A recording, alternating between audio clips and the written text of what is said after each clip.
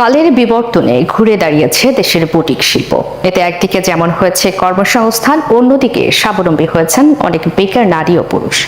নারায়ণগঞ্জের বুটিকের পোশাক এখন বিক্রি হচ্ছে দেশের বাইরেও। তবে সিন্ডিকেটের কারসাজিতে প্রায় বিড়ম্বনায় পড়তে হয় বলে জানান বুটিক শিল্প উদ্যোক্তারা। গোলকানন্দা ইউনিয়নের চেয়ারম্যান কামরুল হাসান ভূঁইয়া তুহিন জানান, সরকার এই খাতে ক্ষুদ্র ঋণ সহজ করলে বাড়বে নতুন উদ্যোক্তা।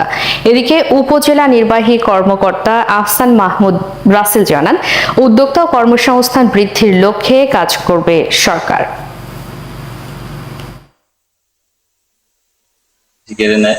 পাইকারিতে মার্কেটে 10 টাকা বেশি বেচা কেনা করা সম্ভব হইতেছে না।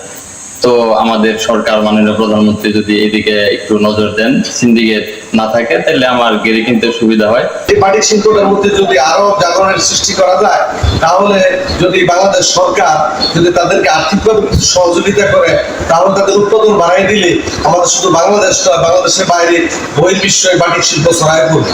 আমরাও চেষ্টা করছি যে রূপগঞ্জের ছাত্র সমাজ, যুব সমাজকে যাতে শিল্পের দিকে এগিয়ে আসে এবং যাতে কর্মসংস্থানের দিকে এগিয়ে আসে এবং যাতে বেকারত্ব দূর হয়। আমাদের যারা উদ্যোক্তা আছে, ছোট উদ্যোক্তা, তাদের যদি কোনো সমস্যা কিছু বিষয় থাকে, সেটা আমাদের সবাইকে মিলিয়ে দেখতে হবে। তার বোর্ড দেখছে, আমাদের কাছেও আমাদের যে করণীয় কিছু থাকলে এটি যদি আমাদের নজরে আসে, আমরা নিশ্চয়ই তাদের জন্য পজিটিভ অবস্থান নেব।